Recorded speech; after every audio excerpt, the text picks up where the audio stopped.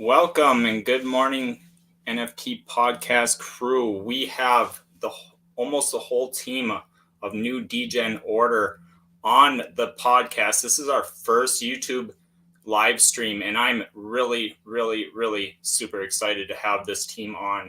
We have a bunch of their team members on the live today, and we want to hear a little bit about this awesome artwork that they have been putting out. So first up, I wanted to have Healthy Pyramid come up and kind of explain what they're doing and what they're putting together now. So Healthy Pyramid, you are up. Yeah, hey Derek. Hey. It's a pleasure to be here. I'm excited to show the project and talk a little bit about it. So we want to talk about the DAO, the decentralized autonomous organization. Most people ask about it. And so as of now, the DAO will work off-chain. You will be able to vote what happens with the DAO wallet through NFTs. I mean, if you hold our NFTs, you will be able to vote to the DAO. One NFT equals one vote, and you will be able to vote what happens with the money inside of the DAO. And so you know that we have 7% royalties, and all of these royalties will go to the DAO wallet. That's pretty awesome. So I know a lot of other projects are doing that right now, and that is something people do look at when they do go into a project is how is it going to help me further myself and not just holding an NFT in my wallet. Go ahead. I'm sorry I cut you off a little bit there. Actually, some projects just sell out their NFTs and they keep a certain percent of the tokens and they just put them inside the DAO. But we decided to just go ahead and take all of the royalties to the DAO, so that's more fair for the people. Right. And actually, that's why we have the roles. We have the Degen, the Vizier, and the Pharaohs. We also recently added the role Guardian. It's for holding 77 NFTs. Whoa. Yeah. Wow. It's like a demigod. Yeah. And so there are people out there that are holding massive amounts of certain NFTs. I do know a few whales. I myself am holding a massive amount of one NFT. I mean, it's not huge. I mean, I'd say it's pretty big for what they're worth today. But that's kind of what incentivizes people to do that, to have that kind of relationship with a NFT project and have that many in their wallet. But to get there, I guess is having it fairly distributed. Yeah. Can you tell us a little bit about your mint yesterday? I know you guys had some issues, but I know it all turned out pretty good. Yeah, so basically when we started minting, people who used Meyer extension could mint, but we stopped it immediately. Like 5 to 6 NFTs were just minted, and we stopped the minting process because we saw the problem immediately. And I'm not going to lie, we panicked and we stressed out a little, but we reacted quickly and we found the problem. So the problem was that people were connecting to the DevNet instead of the smart contract. So they weren't able to mint the NFTs. So we quickly fixed that, and everything went by normally. I think 20 minutes passed after the initial time we said that the mint was going to take place, and so we unlocked the contract and people started minting. And in about 4 hours, everything got sold out during the pre-sale. Wow! Yeah, I love your artwork. I know you guys are having more, another pre-sale and then a public sale. Is that right? Yeah, but it's still under consideration because as you can see, the floor price is down. Yeah, and I did see that yesterday when after the mint, people were dumping them all the way down to like 0.3 or even under that, but people were picking them up pretty fast. Yeah, and actually, some of the people were us. We were buying the floor price. Oh, you guys were so you were you guys transparent about that in your to your people in Yeah, people asked us. People said that someone is buying with the floor price, and I answered them. So some of them are us. I wonder how that or why that happened, but I don't know. People just get scared and sell their NFTs. I don't know. yeah, I don't and understand that's them what either. I thought too. Yep. Um, I guess in my opinion, if it was my project, I probably would have let them get distributed instead of buying them up myself. But that's just me in what I and I would just explain to the people, I don't know what's going on, but that's just what I would do. You guys are a team. You guys make decisions on your Yeah, own. But for the people that are, investing, that might have been a good time for them to be able to go and pick them up if they were excited. I was kind of looking at that and like, well, I should buy some of these, but I didn't have the e-gold. Otherwise, I would have myself. So it was yeah, an I opportunity really for like them. your art. I haven't seen that actually happen much in the space, so that was kind of odd to me. What do you mean? An instant dump under mint price. Yeah, I have well, I no don't know idea. why that happened. I Yeah, mean, we don't get any benefit from that. It's bad for us. We right, don't intend to do that. You right. were asking about the public sale, and many people asked us. So the truth is that we wouldn't have able to sell all 7,777 NFTs in one go. We Right. actually had two 2,700 entries to buy the NFTs, but because they weren't whitelisted, they couldn't buy, or they were trying to get more than five at once, and Right. so the transaction weren't going through. Hey Derek, so if I may say anything, I'm the developer behind the smart contracts that minted the pyramids, and I just posted a link in the chat. Maybe you could see it. We made a report that's on-chain analysis based on the transactions that went through on the day of the mint, and Okay. here we can clearly Do you want see. me to post that to the public because you commented it into the private chat? So, Yeah, sure, we can share it. all It's right. And if anyone does have any questions for this team because they're all here, please put it into the chat. And if you would like and subscribe to this channel to get updates on all the interviews that we're doing. If you could go ahead. Sorry, I just wanted to get that out there. Of course, So, no problem. So it's a report that we made based on the transactions that went through to the smart contract.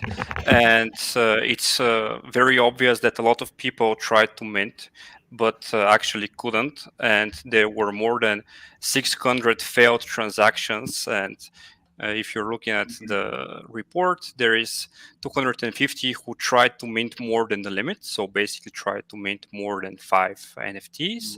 And 407 who tried to mint, but unfortunately were not whitelisted. But the good news is that we had huge volume the moment that we opened our private sale, and we had somewhere around between 90 and 100 transactions per minute in the first 20 minutes.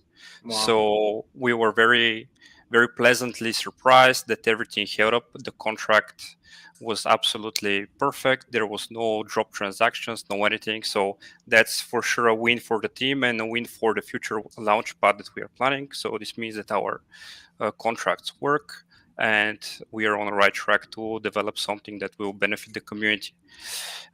Also, something that's very bullish for us is that our average NFTs per wallet is actually larger than the limit. So it's 5.59, and the limit for the pre-sale was 5. So this means that a lot of the people are actually believing in the project and not selling their NFTs and not buying into the initial fear and panic that spread out. And So it that's looks like really they good for bought us. one, or some of them bought an extra one. It looks like in the E- average. Yeah, so this is basically people buying the floor. So some of them minted maybe 2 or 3 or 4, and then bought some of the floor. There's a lot of people that actually are buying the floor right now, even though it's kind of low. But we believe that we're going to get it up pretty soon. And there Yeah. were also 63 whale attempts. So basically, those are people that minted all of their 5 NFTs and then tried to mint a bunch more. So Mm, we classify those as whale attempts, and we can share those addresses. But I don't nice. think that will benefit anybody. And there is actually 318 holders out of 1,700 NFTs, which is pretty good. So this means that we have a tightly knit holders community. That's great. Yeah, definitely. And like I said, I wish I could have minted yesterday. I've been tight. I spent a lot of what I had for my podcast on what I was looking for already, but right now there is a lot of things coming out. You guys have another go here soon Oh, for for minting. sure, for sure. And this time there will be absolutely no problems. We learned our mistakes. Actually, I helped Pyramid try to explain what happened from the development perspective, but I can clarify a bit more on that. So actually, we have a development environment and a production environment where we host our website. It's hosted in Azure, and we use automated deployment pipelines to launch our website from dev to prod. And we wanted to wait up until the last minute before deploying the actual version that had the smart contract in it to prevent botting and uh, such mischief. So when we deployed it, we were kind of rushing last minute, and by mistake, we passed the config that was supposed to deploy the development version. So actually, the production version was deployed with development connection strings basically, and this is why people couldn't connect, and I believe that this is what caused a lot of the fear that spread out. But it's actually pretty common in our experience to see projects that really succeed and are here to stay had kind of rough beginnings, and the technology is new, everybody's still learning. Actually, a lot of the collections that were minted on Elrond don't even have smart contracts, which kind of Right. surprised us, as the team here is really amazed by the Elrond's performance and the opportunity that it gives us. And we're actually coming from Solana. We have a lot of experience in Solana NFTs and coding in Rust. So for us, Elrond was a natural, kind of evolution for the team. And what we noticed is that a lot of the other projects don't even have smart contracts. That means they're actually using just wallets and mint all of their NFTs to a wallet, and then have a backend script that just whenever Mm, you send money to that address, the script triggers and sends you the NFTs. And we actually had some people sending the smart contract just errand without actually calling the mint function, and they asked us, okay, I send you errand, why don't I have my NFTs? Well, it's mm, a smart contract, you have to call it. You're not just supposed to send errand to right. it. You have to actually call the smart contract. You can't just send the money to it. Exactly. You have to call. Yeah. Yeah, you have to actually trigger it to make it happen. You can't just like throw a ball at it. Yeah, yeah, it will take your money for sure, but it Right. won't be able to mint. And so, what we did for those people, we scoured those transactions that actually tried to do that and compensated all of them with the NFT that rightfully belongs to them for that mint price. So, I believe But that they're happy now. we have had other projects that had a back end we were able to send and mint off of, just like they were kind of like you were talking the script. But I think a good mint shouldn't ever have that backdoor open for people to be minting off of. So Yeah, I agree my with two you. cents. That's my 2 cents. If everyone should have the same chance at getting in through the front end. Exactly, and for us, it was maybe 2 or 3 people that tried to send errands to the smart contract, and it was not a lot. So we just decided as a team that we're going to let this one pass and just give them the NFTs that actually they paid for. So Yeah, we minted NFTs for those three guys that kind of misunderstood the concept, and we get it because around a lot of the projects, as I mentioned, are just using backends. So yeah, and It looks like someone asked a question. Why is the floor so low? Well, it's because people panicked on the mint. So that's kind of what the add up of all this is. And they it's said just they are panic doing some selling. buybacks, but yeah, it looks like you're giving the market time to disperse itself too. I mean, it looks like you said you did some buybacks, but Yeah, we did some buybacks, but not a whole lot, because we don't believe that that's something that's actually beneficial for the long-term future of the project. We believe that NFTs should be as far spread as possible, meaning that the more holders the project has, the better. We don't want to create kind of those whales that have 100 or more NFTs. I believe that this can be really, really deteriorating for the project, especially in its infancy. And we have seen other projects that actually in their pre-sales and also public sales have absolutely no limit per wallet and publish their contract way before the mint time. And this usually results in some people buying 200, 300 NFTs, especially on those fast blockchains such as Solana, Aeron, and others. Yeah. So, and then what happens is those people that got those NFTs just wait for the floor price to go a bit up and then start massively dumping the market. So we don't believe that's a good thing. And it's kind of cool though. We had this sort of cycle, it looks like, from because I was here on day one of NFTs being listed on eMoon. And what I seen was that in the early days when we didn't have a lot of people on Elrond, everyone was letting everyone mint as much as they wanted because they weren't selling out right away.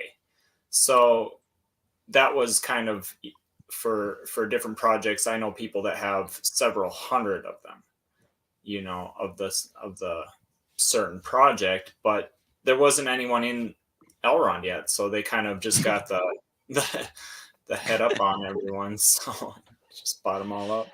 Yeah, it's a new chain, and the community is still kind of young and growing, and a lot of people are actually just now noticing that Elrond actually has this growing NFT community and this opportunity for kind of when the blockchain is still in its infancy, that there's those NFT projects that could one day turn out to be big blue chips like the Board Yacht Club and such, and people are really hoping for that and minting.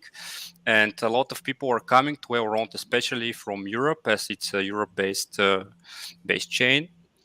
And actually, I believe that the community in Elrond is kind of really good, actually, compared to a lot of other communities. It's kind of friendly. It isn't so toxic. It's not so full of rug pulls and stuff like that. Like, people aren't that scared to mint, I believe. And in our case, we put those limitations of 5 NFTs per address and this really tight whitelist, which kind of slowed us down selling. And maybe if we hadn't put those limitations and sold out in 1 or 2 minutes, people would be far more bullish on the project, and this fear wouldn't have spread. Because I have another question here. Yeah, of course. Just to bring up, why is it difficult for NDO to calculate the floor price? Or no, let's see, I missed that. Sorry, one ran into another. To calculate the rarity on Trust Market, other projects have no problem so far, I can see. So you mean the rarity on Dead Rare, or what, on Trust Market? Let's talk about rarity for a second. Okay. Where is the rarity? Okay, so as this is a drop of a portion of the entire collection, we don't believe that it's fair to release the entire rarity just yet, because this could create kind of turmoil and people spear fishing for those more valuable NFTs, and we don't believe that that's a good thing. So we believe that people should have a fair chance at discovering what the rarity is when the entire collection is minted. And a good example of this is kind of counting the trees. Maybe in front of your house, and by those trees, determining what's the average tree per space ratio in your city. So it doesn't make any sense to release the rarity before the entire collection is minted. Actually, we have a spreadsheet of the whole thing that's available to us internally. To the team, we know all the rarities and are going to release them, but when the entire collection is minted. When the entire okay. All right. And Yeah, I guess you guys are not spearheading any of those rarities either, I'm sure. No, we actually didn't even mint any NFTs for the team. Only those that are reserved for the partnerships, only they're reserved to be minted and will be held by us and partnering projects. But actually, we don't believe that we should kind of abuse the knowledge of knowing the rarities and so on. Well, it's really good to know that, and I think your people deserve to know these questions, and I think for every project these questions should be asked, and that's why I have people on this podcast for that reason. And okay, we have another question. How do you plan on addressing the fact that the floor price is low, especially considering the fact that the public sale didn't even start yet? Is there any plans or things to go on? Okay, so we had this question already.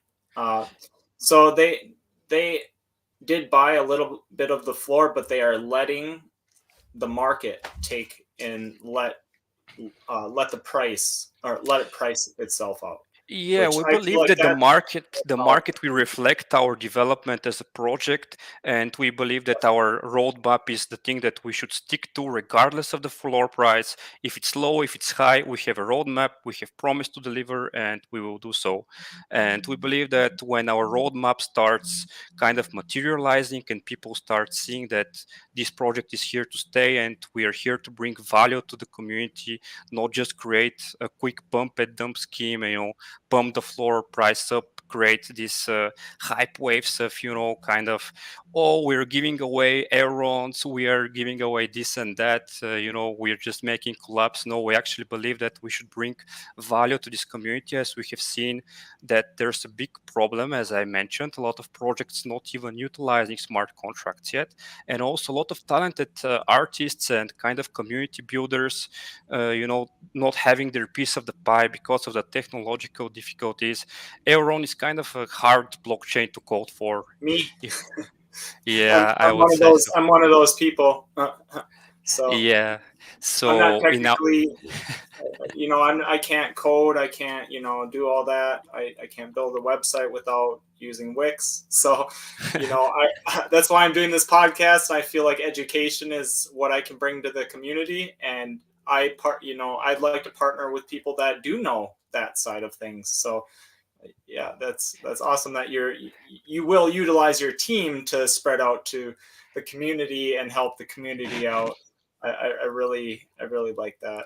Yeah, and not only help, but kind of actually directly, partner with the community. And we want to build a launch pad. It's in our roadmap, and soon we release a white paper for it. And our vision for that is to have in our website a platform, a launch pad, where people who are I don't want to give too much details out about that, but basically the functionality that we will provide to the community is without any coding. You go to the Launchpad and configure your NFT mint. So you give your collection a name, you give it a ticker, you give it a count, you give it a price, you give it royalties, and then you upload your pictures, and the Launchpad will automatically collect them, bunch them up, and upload them to IPFS, and in a few clicks allow you to set up your minting smart contract, and also provide you with a snippet of code that you can just copy paste in your website and be good to go with your contract, be already connected and everything good to go. So this is our vision, and this is something that it's actually, maybe it sounds kind of hard, but actually it isn't that hard, because deploying a smart contract from your computer is kind of actually the same as deploying the smart contract from the browser. It's not much different actually. So we want to automate this process and kind of help the around NFT community grow and allow other projects to kind of launch through us and circumvent those technical challenges that a lot of people go through and make the process easier, and also eliminate the factor of, oh, which contract do we use, how do we do that, maybe it's kind of hard, we would fail, we would not. We want to build a launchpad that people just know, okay, I want to launch an NFT project on Elrond, I go to the launchpad. That's our vision. That is something really cool. And if people had direction, I think that's valuable. And you guys could be a valuable source to all of us degens who don't know anything about starting a project, because I'm learning and I see exactly the value that you're giving. So that can be used really nicely in for the community. There's a lot of talk on, there's a lot of questions coming out right now. Was there any other team members that wanted to come out and talk or give any perspective on anything? Or let's see.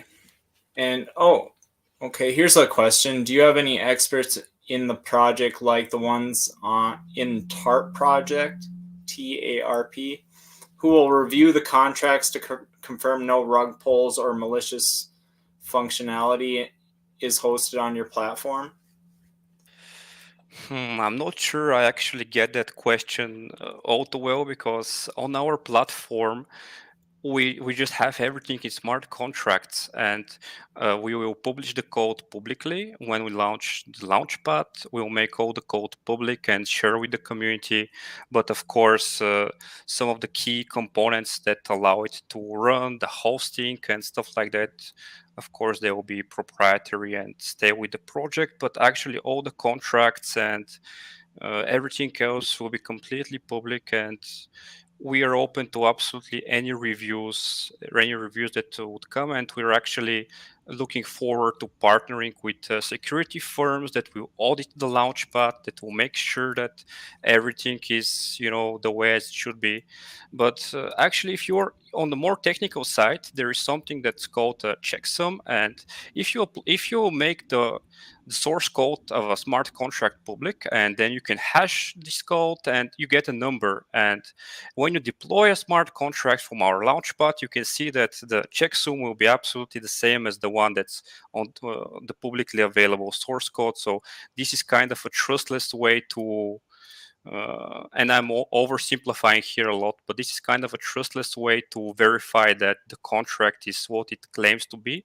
And the parameters that are passed when deploying it, such as the royalty receiving address and owner and stuff like that, they're of course public and everybody can see them on the Elrond Explorer.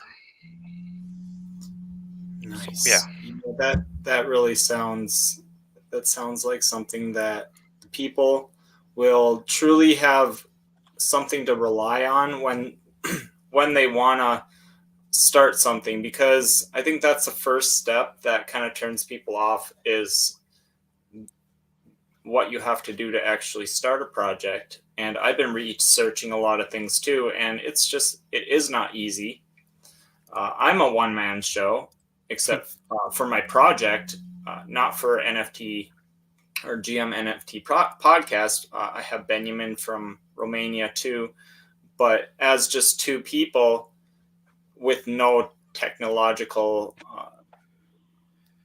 any background of that sort, you guys would come in very, very heavily for the community to bring us up in ways that people aren't doing yet. So that is really cool. And to have an actual launch pad that's not on another platform that's making the money off the royalties is another thing. So Yeah, actually, that's really awesome because what you just said is just kind of the manifestation of our vision. Because you yourself, you're a community builder and kind of spreading knowledge to the community and bringing awesome ideas. And we have a lot of the technical know-how, and we want to kind of mix those two things together to eliminate the barrier of launching your project. So that's exactly our vision. I wasn't even expecting for this, from your project. I saw your website was amazing, though. That was one thing I wanted to say, that it was really something to look at. Yeah, it's actually grown on us a lot this past couple of months. Our designer, man, he used to die for, we are kind of hiding him from everybody else so they won't find him because he's so precious, drawing all these awesome arts and stuff. And we have a lot more kind of awesome artwork prepared for future drops, but we reveal details when the time comes. I don't want to share too much right now. Welcome, Degen, Dave. Sorry, I had you sitting there on the sidelines. All right, so there are a couple more questions people are asking. Let's see if we can kind of go over them. Yeah, so it's just more about what you were talking about. And I feel like what you guys are doing is different than what other projects are doing. And maybe they want that dream, but to be able to just code it, and it looks like your team is pretty big with a lot of great minds. So, and you guys are from, you said Europe, right? Yeah. Yep. Europe. That's awesome. Yeah, we're kind of really close to Aaron's home, so yeah, we feel kind of a connection to this blockchain. Definitely. I'm from the United States, from Minnesota. I don't know if you can see my shirt, but it's just snowed a bunch here. We have like 3.5 feet of snow here in Minnesota where I'm at. Oh wow. So, yeah, so about a meter of snow. Do you usually get a lot of snow in Minnesota, or? Yes, and it gets we had negative 40 Celsius here. Close to, at least, really, really, really close to negative 40. So definitely with the wind chill, we had negative 50 Celsius. So. Oh my God, man. Yeah. Got to stay inside this time of year for the most part, unless I go ice fishing. You go ice fishing? That's awesome. Yeah, I like to go ice fishing. Yeah, it's fun. So. Yeah. So, was there anything else that you guys are planning for your project? Because you guys are a very technical group. You guys seem to have a lot of what you want to do down and on paper already. So, is there anything else that you guys have planned that you want to drop on this podcast that you haven't announced? Or I think that I should let kind of my team members explain more about that, as you know, focusing on leading the technological development of the things.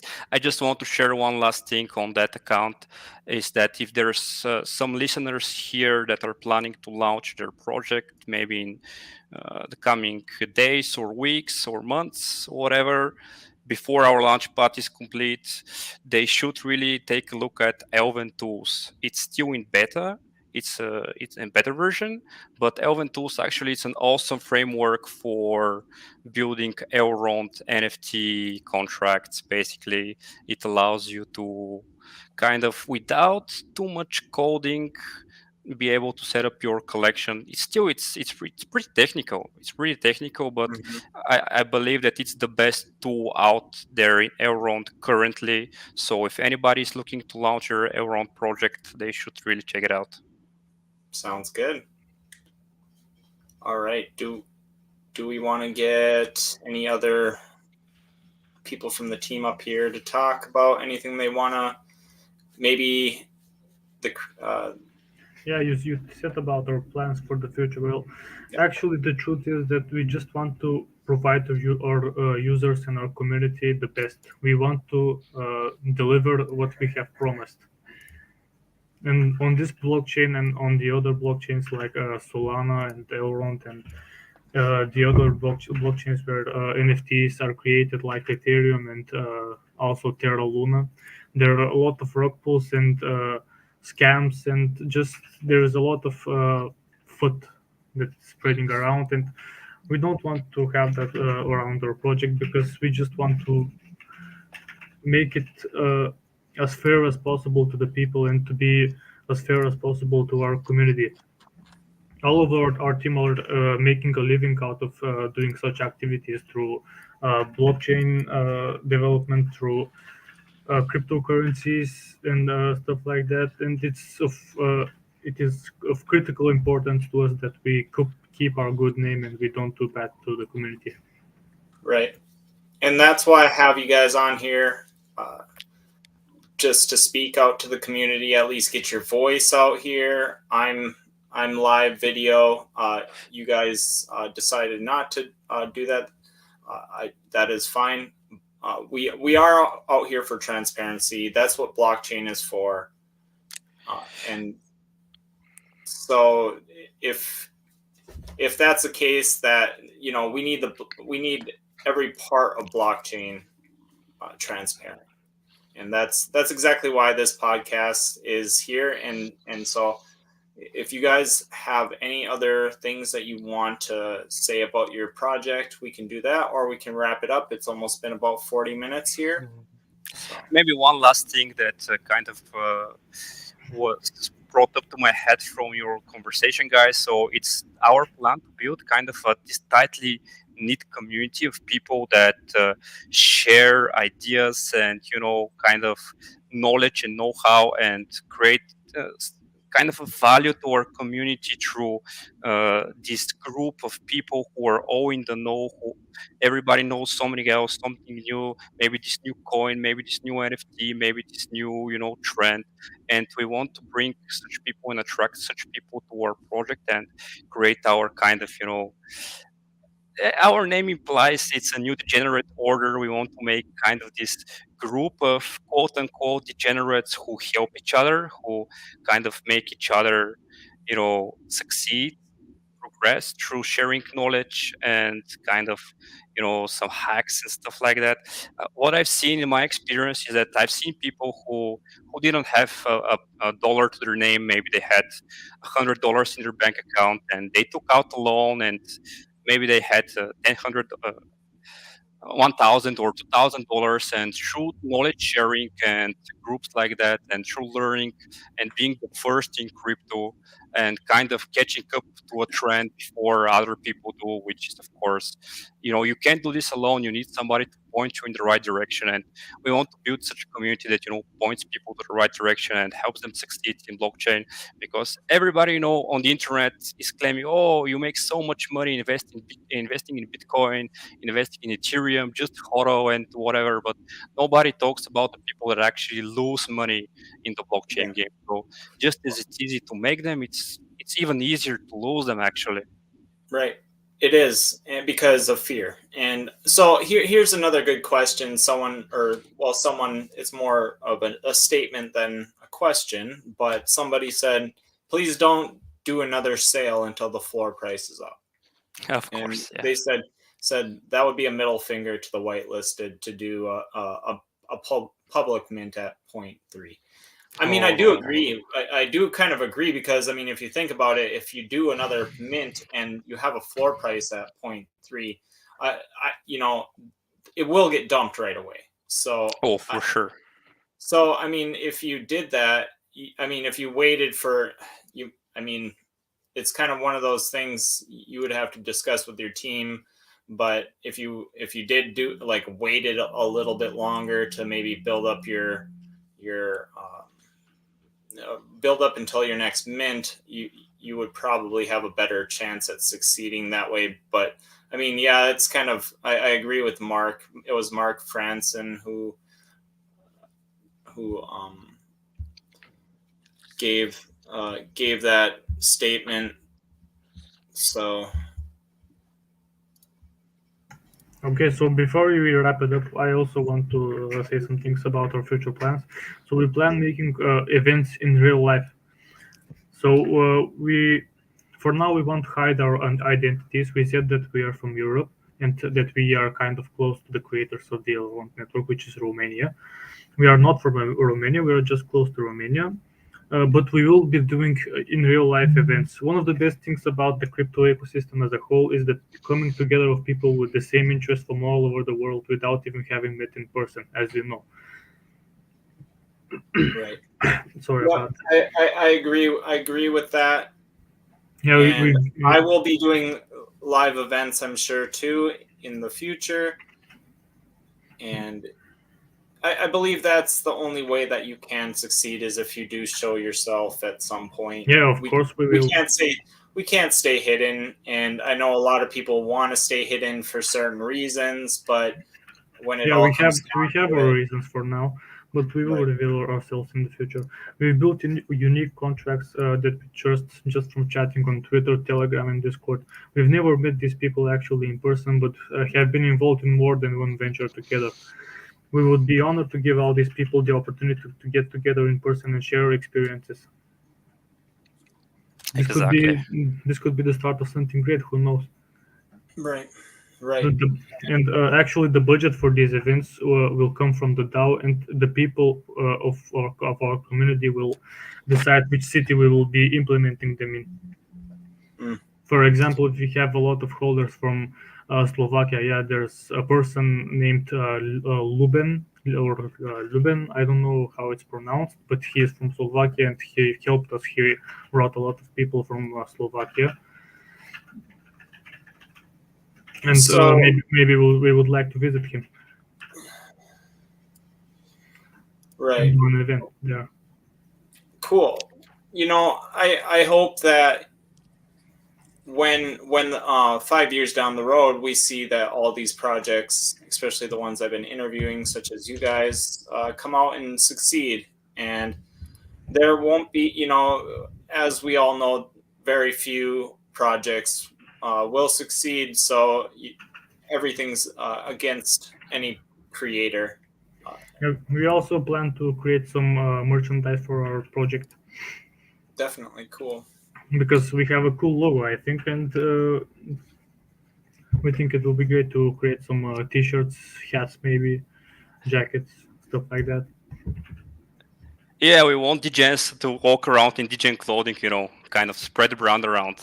It's Yeah, kind of a trend in NFTs, and we have actually some pretty cool connections to people who kind of own clothing factories locally. So we are building some partnerships with that, but we'll, Cool. of course, I announce have those another. details when the time comes. I have another question here that has been asked a couple times now. And what are the rewards for visors and pharaohs? What what can they expect? Okay, so this is kind of a really complex question because to answer that kind of is to answer what our kind of quote unquote secret society will Mm, consist of. This, as I mentioned, this group of people that gathers together and shares knowledge, and w- all of those perks and benefits will be very, very, sensible, and you will sense that you are higher rank than somebody else in the project. But in order for that to happen, we really need to kind of move forward with our roadmap. And also, you mentioned about revealing our identities at some point, and yeah, we have had a lot of thinking about that. And actually, when our launch pad starts growing and it starts building up interest, hopefully I believe that we have no other choice but to make our identities public. And as of yeah. course, as my colleague mentioned, we are building, kind of those public meetups. So we will review ourselves eventually, but maybe not right now. All right. Well, that is great. We are going to wrap this up, guys. It's been really good to have you on here. We've been going for 45 minutes now, and I don't want to go over 45 minutes for this podcast. If you guys want to get back on the podcast with me, just let me know, and we can hook it up again, and get you guys back on here and get some more questions. I know there's probably still more that we can discuss about what you guys are doing, but we can leave the rest up to your Discord. So, Awesome. all right, guys. Thank you, Well, man. thank you for Thanks for joining having us me here. today. And if you are joining us in the future, did you want to say one more thing? Sorry. Yeah, I just wanted to thank you for hosting us here tonight. It's kind of a great Definitely. opportunity to talk to the community. Yeah, thank you. Thank you for Yeah, that. thank you all for joining us today, and thank you for asking your questions and being here for this podcast. And I hope everyone has a great day. Thank you, and peace out, guys.